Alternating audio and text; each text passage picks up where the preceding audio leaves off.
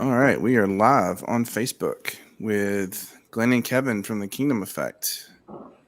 Hey And guys, how this you is doing? our weekly discussion where we go back and talk about the episode that we released this week.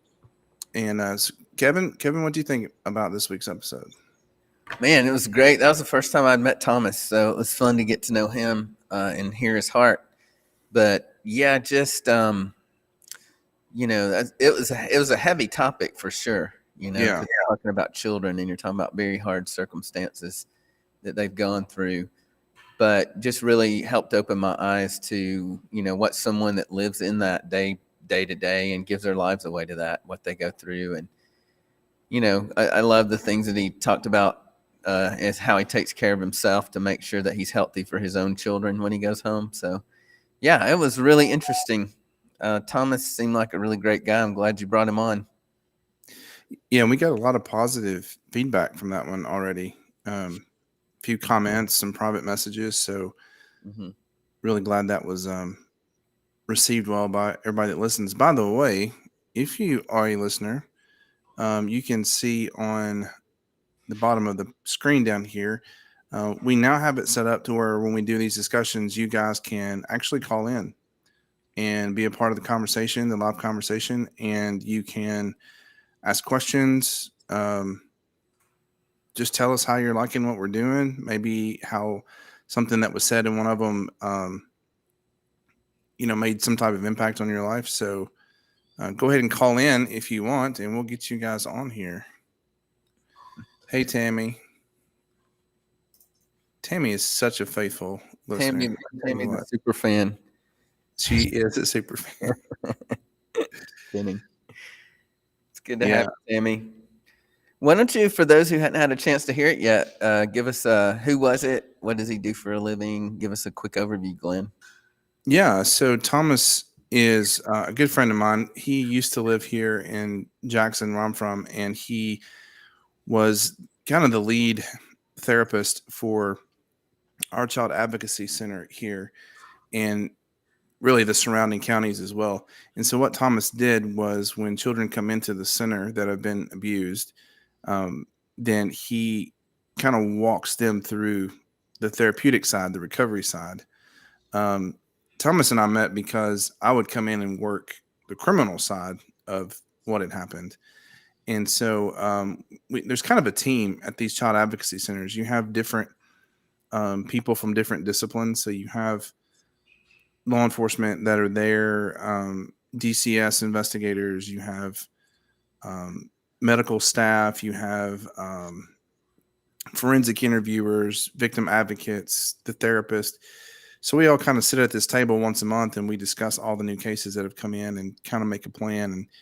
And so that's really cool because while I didn't really get to see every case from start to finish. The really big ones I did, and a lot of that had to do with just being on that team and mine and Thomas's friendship. But Thomas moved to the North Shore of New Orleans. I think it was back in 2017, and he's now the director of the Child Advocacy Center there. It's called Hope House, and so now he still does therapy, but he leads an entire staff now. All those people that I just mentioned, he leads one of those teams, and so I'm really proud of him. He went from just doing therapy to now he's leading a team, and he does so well. I've been down there a few times and visited and um, Um, given some lectures to their staff and some of the law enforcement guys down there, and they're super squared away down there. It's really neat to go and see. mm, And if you want to check out more about Thomas, their website is cachopehouse.org. You can get on there and just learn more about them, and then also you can get on the internet and just search out your local CAC. CAC is short for Child Advocacy Center. Everybody says CAC because advocacy is so hard to say. At least it is for me. yeah, that's something I learned from the episode is just that there's a national network of child advocacy centers, and I was introduced to child advocates pretty recently as well. We were trying to help a lady who previously worked for us who just had terrible, terrible life situation, which led to some, issues with her having her children. And she was going to court and just had no idea what she was doing, and kind of lost in the whole process. And she, I think, got someone from one of those places and helped her tremendously, just helped walk her through a lot of legal issues. And it was cool to see them step in. It completely changed that lady's experience that she was going through. So Yeah, because they provide services not just for the child, but also for the parents. Um, and when I say services, I mean, you name it, they provide it, whether it's counseling or, whatever the case may be, food vouchers, bus tickets, whatever. So, and all those places are, nonprofit. There are a few grants that fund some things, but the majority of where they get their funds to do things like that is from people donating and fundraisers. And mhm. um, so yeah, it's a really cool organization, not just Thomas's down in New Orleans, but just nationwide. We have a really cool one here in Jackson. It's actually called the Carl Perkins Child Advocacy Center. And for those of you who don't know who Carl Perkins is, he is famous for that song Blue Suede Shoes and hanging out with Elvis and all those guys. So that's kind of Jackson's only claim to fame is Carl I didn't Perkins. think Glenn Buckley. What are you talking about, man? No, not me. I don't know about. I actually saw some Facebook videos of you. What were you doing? It looked like a year or two ago, or maybe longer, that you were hosting some kind of music event downtown or something like that. What was that? Oh, was that the musicians were sitting on the couch? Yeah, I think so. Yeah, we were actually doing. That was for Human Trafficking Awareness Month. Oh, okay, gotcha. I had Which some friends of mine that kind of played some music, and then in between songs, we kind of talked about human trafficking and things like which that. actually is this January's Human Trafficking Month, right? Yeah, today was Wear Blue Tuesday. Oh, okay. I didn't wear blue today. I would have. Well, I didn't either, but I didn't go anywhere. I didn't leave the house. So. Of course you didn't. That's all you ever do. Pretend I had like to sit around and wait on Amazon to get here. The only time you leave your house is to fly your drone, and then you're. I did that today too, but I can do that from the comfort of the front porch. So yeah, if you guys didn't get a chance to download it or listen to it yet, you can watch the raw live video on our Facebook page. But we always love it if you go listen to the edited versions, and it gives us some downloads. And always give us a review if you listen. We had a really cool review last week from a lady that I know up in Indiana, but it was a neat to see that. I hadn't talked to her in a long time, but yeah, go find it. You can just search for Kingdom Effect on any of the podcast platforms, and you'll find it. And it was like I said, going into it, I didn't know how it was going to go, but was just a very enlightening, especially for someone like me that really don't know a lot. Although I have lately just been exposed to a ton of things on trauma. I can't remember when it started. I guess when we started working with Scott Horde, and I started hearing stories of a lot of these kids from these organizations that help particularly foster kids. And it just lately, like even this week, it's probably because I was doing searches or whatever, but this thing popped up on my Facebook feed about the Trauma Super Conference. And it's like a 5-day conference, and each day you get those lectures from that day for free. And then at the end of the week, you can't download them anymore. You have to purchase them. But I've just kind of been watching them throughout the week. And that just kind of came to me randomly. But I've learned so much. Like, I think we just live in and I kind of said this a little bit to Thomas on the episode, that I've heard more about trauma in the last 2 or 3 years than, the whole rest of my life combined. So it's kind of, I wouldn't call it a hot topic because I think it's legitimate. I don't think it's just trending because people are talking about it. I think that we just live in a trauma culture. I really do. And especially the last couple of years. So I learned so much. He gave us kind of a layman's definition of trauma, and a trauma, the diagnosis for having experienced traumas, PTSD. I never really thought about that before and what PTSD is. So there was some really great information in there for, I Yeah. think, anybody that, we've all experienced some form of trauma. And that was another thing when he drew that little, which you couldn't see it on the audio, obviously, but when he drew the picture of the cliff and say that some people start right up against the cliff, so a small amount of trauma will push them over the cliff, and then some people just based on personality and start farther away from the cliff so they can handle more. So the fact that different levels of trauma are handled differently by different people, that was fascinating. So there was some really good information in there. I've always heard the rule of threes. If you took 9 people and they all experience the exact same traumatic experience, whatever that is, then 3 people will have no reaction at all. 3 will have a typical or mild reaction, and then 3 will have the extreme reaction. And that kind of makes sense with what Thomas was saying with the cliff. That illustration kind of goes along with that. So you and I may both be in a traumatic experience where I don't have it has no effect on me, but you get depressed, it just affects you in a different way. And that's what they'll tell you is all 3 responses are normal. So just because we respond different doesn't mean you're normal and I'm not, or vice versa. Yeah. So that's something that's really important to know about trauma as well, is the response. Yeah. The other thing that's really interesting was that, childhood trauma and adult trauma really doesn't have different effects. They're very similar. He said there's not a lot of distinction between how children experience trauma and adults. I thought that was fascinating as well. Yeah. Yeah. I think the difference would not be the response or the effects of the trauma to adults versus kids, but I think it's where you kind of see the differences in my experience is the way that you deal with the effects of the trauma. Tammy left us a big comment here. Hey Tammy, if you're watching and want to call and hop on here, we'd love to hang out. She always talks about being older than us. I know. It's funny. Yeah.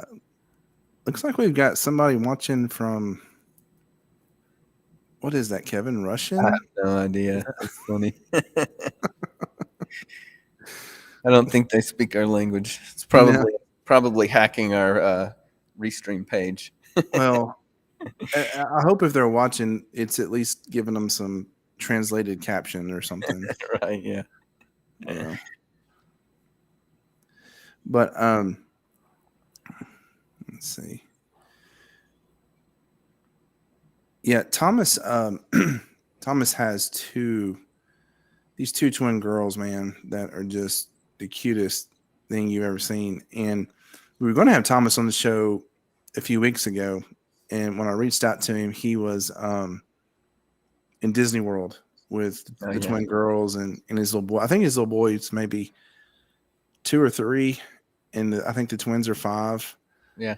And dude, I can't imagine taking 3 toddlers to Disney World. No, especially not right now. That's crazy.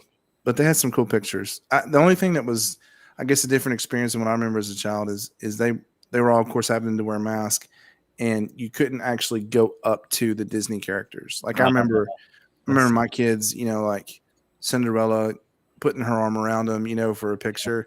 There's like that little rope thing, between, you can only get so close to them. So yeah, we my wife used to work at Disney at the Contemporary Resort, and when she was like in college, and so when we were dating in college, she would take me every once in a while because she had some free passes here and there, and we snuck down in the tunnel once, like the underground part.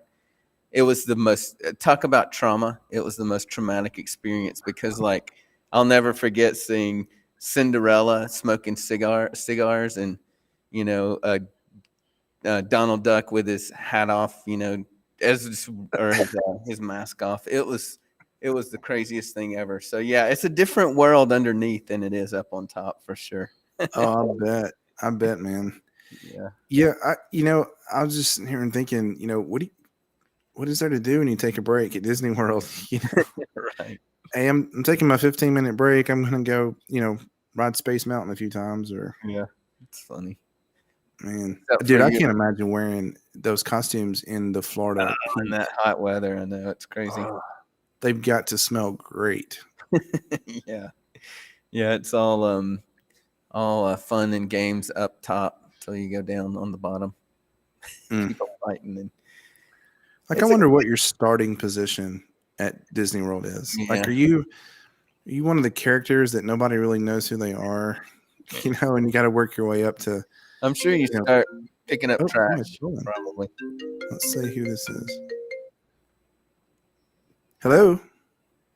Hey, I'm enjoying you guys' podcast. Great, awesome, man. This is Glenn. Who are we talking to? This is an old buddy of Kevin's, Jeff Turner. Hey man, how are you doing? Kevin, we lost you. You're really quiet. Can you hear me, Jeff? Can you hear me now? I got you. Can you hear me? He may Oh, not it's not hear you, Jeff. It's Kevin. He's really quiet. Okay. But yeah, he can hear you. Yeah. Okay. Ask him. Tell him I'm asking how he's doing. I'm really, really good. My wife had you on Facebook. I just kind of listened to you guys call in to kind of say hello and appreciate what you guys are advocating and what you guys are putting out there. There's some really good content and enjoyable to listen to and learn a lot. I didn't get to catch the last one. I'm glad y'all are doing a little bit of review on some of the things that y'all had in the interview. But I really like the direction where you're going in the Kingdom Effect. I know the first episode you were talking about the kind of your mission through these podcasts, and the Kingdom Effect, is really important, and especially in the world we got today. Yeah, absolutely, Jeff. Jeff, where are you listening from today? From Aniana, Alabama. Oh wow, how's the weather in Alabama these days? It's pretty chilly. We stepped outside a minute ago because sometimes I lose reception in my home, but pretty chilly here in Alabama. I think it's right around the upper 30s, maybe. Well, it can't make its mind up in Tennessee whether it wants to be spring, summer, fall, or winter. So, Now, are you from over the Jack? yeah, I'm from Jackson. Okay. We're about. I'm sorry. What'd you say, Jeff? Oh, I've been up there before. I've went up there and learned how to work on phones, phone repair business. So I went to Jackson and stayed for a few days. Didn't miss much, did you? While you were here. Nope. City, really beautiful city. I enjoyed the visit when I was there. Much bigger than Aniana. Oh, okay. Yeah.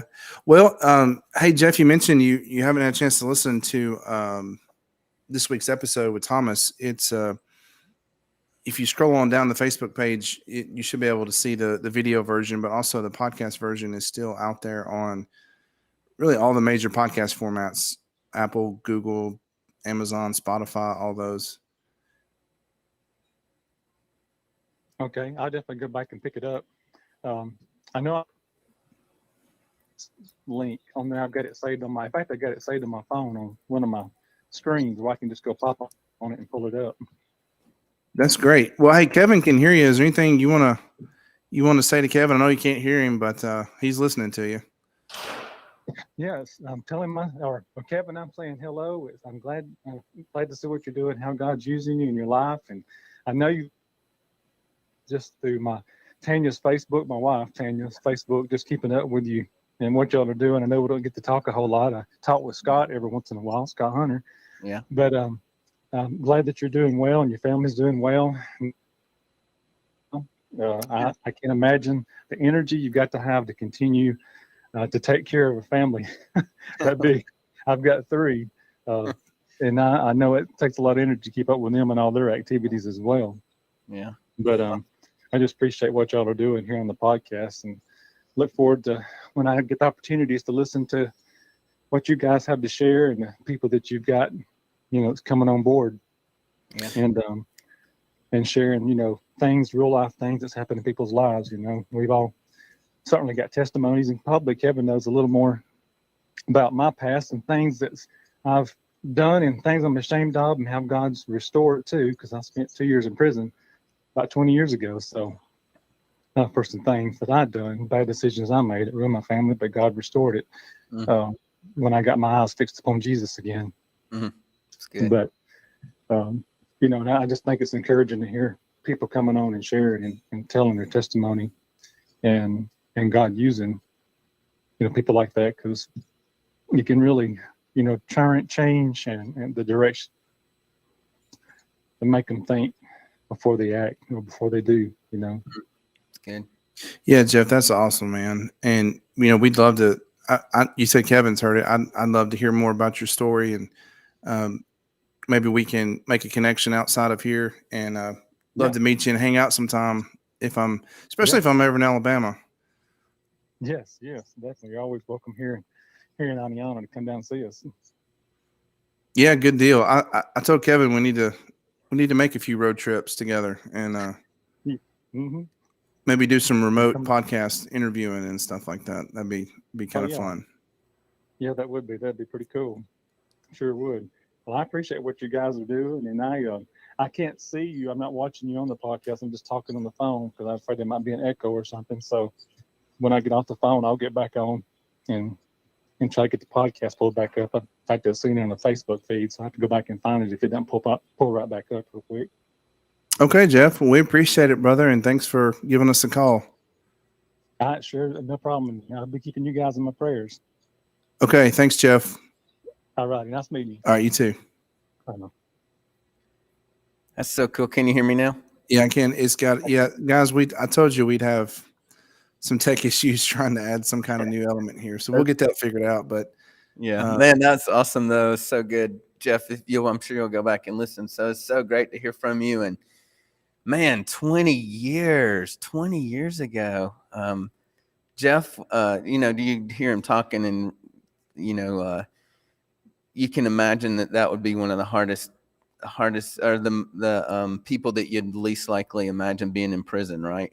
And just kind of got caught up in the flesh and just made bad decisions and just ended up in a place that thought none of us would ever think that we would be. But God, I can't believe it's 20 years ago. It flies by.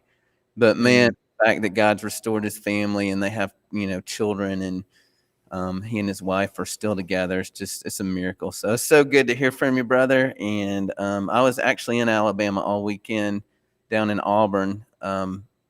So next time I go down there, next time we'll try to hook up. I'll stop in Aniana on my way down. That'd be fun. So cool. Where were you at 20 years ago? Let's see, what was 20 years would be 2001. I was living in halfway between Denver and Colorado Springs, at about 6,200 feet high. So it was a really special time. We moved out. 40? 40? Come on. Listen. I was 20 something, 28. So yeah, I lived there for about 2 years and then moved back to Central Florida. But yeah, where were you? 2001. 2001, I was at Fort Benning, Georgia in basic training in 01. That's funny. Yeah. I was in basic training on 9/11. Wow.